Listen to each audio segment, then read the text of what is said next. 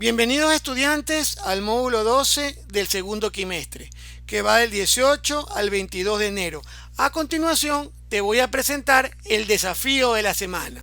Problema de aplicación de momento de torsión. Para el siguiente análisis vamos a trabajar con una máquina de Atwood, que es un sistema conocido por ustedes cuando estudiaban la segunda ley de Newton. Esta máquina de Atwood permitía verificar leyes mecánicas del movimiento uniformemente acelerado. En aquel entonces, cuando estudiaban la máquina de Atwood y que estaban aprendiendo sobre las leyes de Newton, la masa de la polea era despreciable, es decir, no se consideraba la masa de la polea en el análisis. Por lo tanto, si no tenía masa, esa polea que tiene la forma de un disco uniforme, tampoco considerábamos su momento de inercia. También lo hacíamos nulo. ¿Qué ocurría entonces? Pues el bloque más pesado, en este caso el número 2, comenzaba a caer jalando al bloque número 1. Entonces, ¿ustedes qué decían? Recordemos, vamos a hacer el diagrama de fuerzas, porque hasta ahí el análisis del día de hoy va a ser similar. Entonces, ¿por qué el bloque número 2 se iba hacia abajo? Puesto que tenía un peso que le voy a llamar peso 2. Estaba la tensión en la cuerda y nosotros, vuelvo y repito, en aquel entonces decíamos que la tensión en la cuerda era la misma de los dos lados. Entonces también le poníamos tensión al bloque 1 y teníamos en contra el peso 1. Entonces el bloque más pesado jalaba al bloque más liviano. Entonces este bloque se aceleraba hacia arriba y este bloque se aceleraba hacia abajo. Entonces luego hacíamos sumatoria de fuerzas para el bloque 1, que ya habíamos dicho, se aceleraba hacia arriba. Y hacíamos sumatoria de fuerzas para el bloque 2 y este se aceleraba hacia abajo. Hasta ahí el análisis es similar a lo que ustedes ya hacían antes con el tema de la máquina de Atwood. La diferencia ahora es que la masa de la polea no va a ser despreciable, por lo tanto el momento de inercia no va a ser cero. Entonces en ese momento ya la tensión que habíamos dicho que era la misma para ambos bloques, ahora resulta que tienen tensiones distintas. La cuerda que está jalando al bloque 1 le voy a llamar tensión 1 y a la cuerda que está sujetando al bloque 2 le voy a llamar tensión 2. Y en este momento, vuelvo y repito, que si vamos a considerar la masa de la polea, ya estas dos tensiones no van a ser iguales. Entonces vamos a hacer el análisis de la sumatoria de fuerzas y luego agregamos el tema del momento de torsión. Entonces, bloque número 1. Vamos a poner por aquí bloque número 1. Sumatoria de fuerzas en Y es igual a masa por aceleración. Fuerza a favor del movimiento del bloque 1, T1. Fuerza en contra, el peso del bloque 1. Y esto va a ser igual a la masa en movimiento, que es la masa 1, por la aceleración. Tenemos entonces que la tensión 1 menos masa 1 por gravedad va a ser igual a M1 por A. Voy a despejar T1 porque más adelante voy a poder reemplazar su equivalente en la ecuación que voy a obtener. Entonces voy a dejar T1 despejado. T1 va a ser igual a M1 por A más M1 por G. Vamos a reemplazar. T1 va a ser igual, M1 en este problema tiene un valor de 13.5. Entonces 13.5 por A más 13.5 por la gravedad. Y la gravedad vale 9.8. Tenemos entonces que T1 va a ser igual a 13.5 por A más 132.3. 132.3. Y tenemos aquí nuestra primera ecuación, resultado de la sumatoria de fuerzas del bloque número 1. Vamos ahora con el bloque número 2. Vamos a separar por aquí y vamos al bloque número 2. Sumatoria de fuerzas en Y es igual a masa por aceleración. En este caso, la fuerza que actúa a favor del movimiento es W2. W2 menos tensión 2 es igual a M2 por A. El peso es M2G menos T2 y esto es igual a M2A. Voy a dejar despejada la tensión 2. Es decir, que tensión 2 va a ser igual a M2G menos M2A. Si se dieron cuenta, lo voy a explicar qué fue lo que hice. La tensión 2 pasó a ser positiva y esta expresión pasó a restar a M2G. Entonces, ¿qué tenemos? Tenemos que tensión 2 va a ser igual M2 67.5. 67.5 por 9.8 menos 67.5 por A. Vamos a reemplazar el resultado de esta operación. 67.5 por 9.8 es 661.5 menos 67.5 por A. Y tenemos la segunda ecuación de nuestro análisis de la máquina de Atwood, con la variante de que aquí sí la polea tiene masa. Entonces aquí aparece el concepto nuevo. Vamos a poner aquí como tercer paso, donde ya hay un momento de torsión alrededor de la polea. Entonces tenemos que en el movimiento de la polea, del lado derecho tenemos la tensión 2, que está actuando con respecto al eje de giro de la polea a una distancia R. Y tenemos la tensión 1, que está haciendo torque en contra del movimiento de la polea, que es en sentido horario. Entonces el concepto nuevo es que la sumatoria de torques va a ser igual al momento de inercia, en este caso de la polea, por su aceleración angular. Entonces, torque a favor, el torque que hace la tensión 2 sobre la polea. Entonces el torque es tensión 2 por el radio de giro. Torque en contra, menos el torque que hace la tensión 1 está en contra del movimiento. Tensión 1 por el radio de giro. Y esto es igual a I por alfa.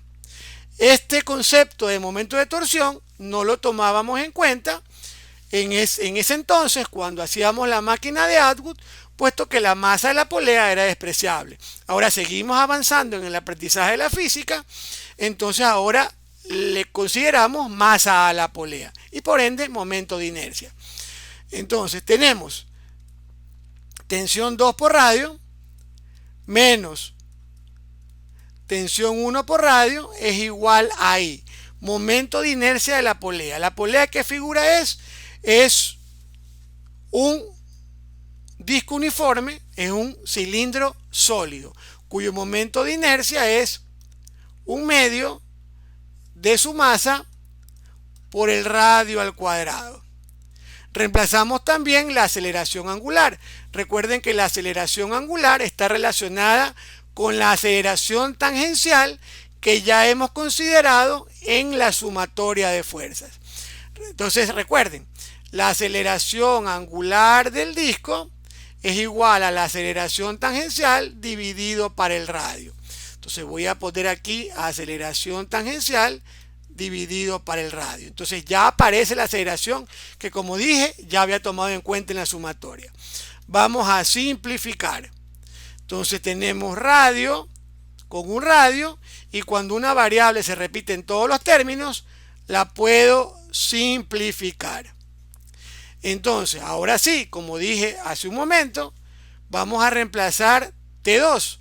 Yo tengo ya el equivalente de T2, que sería 661.5 menos 67.5 por A. Le voy a restar la tensión 1. Voy a poner un paréntesis y aquí tengo la expresión para T1, que sería 13.5 por A más 132.3. Y esto es igual a 1/2 de la masa de la polea. La masa de la polea la tenemos aquí, 7.5. 7.5 por A. Esto, la mitad de 7.5 es 3.75. Vamos a pasar a una nueva página para seguir el desarrollo y resolución de esta ecuación. Entonces tenemos 661.5 menos 67.5 por A menos 13.5 por A. El menos es para las dos cantidades, 132.3, y esto es igual a 3.75 A. Vamos a reducir términos semejantes. Entonces tenemos 661.5 menos 132.3, y eso nos da 529.2. Luego tenemos, vamos a marcarlo, tenemos menos 67.5A menos 13.5A. Eso nos da menos 81 por A. Entonces tenemos aquí, vamos a borrar para ponerlo bien, nos queda menos 81A. Y del otro lado tenemos 3.75A. Como ven, tenemos una sola ecuación con una incógnita, la cual nos va a permitir determinar la aceleración. Entonces, ya resolviendo, pasamos el 81 a la derecha, nos queda 84.75A va a ser igual a 529.2. Y ya podemos encontrar la aceleración de los bloques. En el momento que yo suelto el bloque 2, comienza el movimiento. Los bloques se aceleran. Vamos a hacer la operación 529.2 dividido para 84.75. Nos da una aceleración de 6.24 metros sobre segundo cuadrado. ya podemos registrar esta primera respuesta, que es la primera pregunta del cuestionario. Entonces vamos a registrar 6.24. Vamos entonces a la siguiente pregunta. En la pregunta número 2 nos piden el tiempo que le toma al bloque llegar al suelo. Entonces vamos a dejar aquí el cálculo hasta la aceleración y vamos a hacer la segunda pregunta. Entonces, para el tema del tiempo de caída, vamos a usar la siguiente ecuación. Sabemos que Y, el movimiento vertical, es igual a BOT más 1/2 por la aceleración por el tiempo al cuadrado.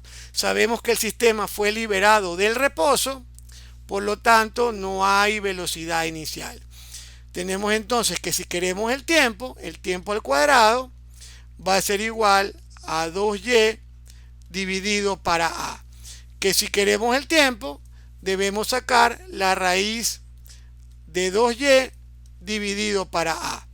Entonces el tiempo nos queda raíz de 2 por y. Y significa cuánto va a caer el bloque.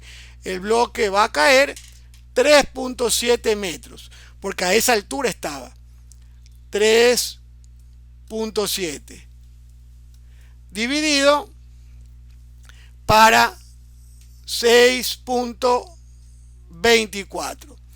Nos queda entonces un tiempo de 1.09 segundos. Ya podemos registrar esta respuesta. 1.09. Hagamos ahora la siguiente pregunta. Para la siguiente pregunta nos piden justamente cuando el bloque esté a punto de pegar en el piso, ¿qué velocidad tiene? Para ello vamos a hacerlo en una nueva página. Entonces, si queremos la velocidad final, que sería la tercera pregunta, la velocidad final es igual a la velocidad inicial más aceleración por tiempo. Como vimos hace un momento, el sistema se libera desde el reposo. Por lo tanto, la velocidad inicial es 0. Entonces toca reemplazar simplemente la aceleración, que vale 6.24, y multiplicarla por 1.09. Esto nos da como resultado 6.8 metros por segundo. Y vamos a registrar esa respuesta. Recuerden, 6.8, al menos 3 cifras significativas, completo con el 0. Continuemos. Listo, continuemos ahora con la pregunta 4 y con la pregunta 5. Cuando no se tomaba en cuenta la masa de la polea, las tensiones eran las mismas. En el momento que ya hay una masa de polea, hay una inercia del objeto en rotación, ya las tensiones no son iguales. Entonces nos piden la tensión que actúa sobre el bloque número 1, tensión 1. Recuerden que para ello ya teníamos una expresión. Teníamos que la tensión 1 era igual a 13.5 por A más 132.3. Entonces, vamos a reemplazar. Tensión 1 es igual a 132.3 más 13.5 por la aceleración, que es 6.24. Esto nos da un valor de 216.5 newtons. Luego, para la tensión 2, ya explicamos por qué son distintas. Teníamos una expresión que era la siguiente: 661 67.5 menos 67.5 por A. Tenemos entonces que la tensión 2 es igual a 661.5 menos 67.5 por la aceleración, que es 6.24. Entonces resolvemos y la tensión 2 nos queda 240.3 newtons. Ya podemos registrar estas respuestas para completar el quiz. Entonces vamos a poner la tensión 1, 216.5. Recuerde que se requieren al menos 3 cifras significativas. Estoy poniendo 4. Si usted va a poner 200, un ejemplo, si usted va a poner por ejemplo 217, no se olvide de poner el punto 0. Simplemente es para que el sistema pueda validar su respuesta. Entonces 216.5. Y la última pregunta, 240.3. Estoy poniendo, recuerden, el sistema valida con al menos 3 cifras significativas. Estoy poniendo 4.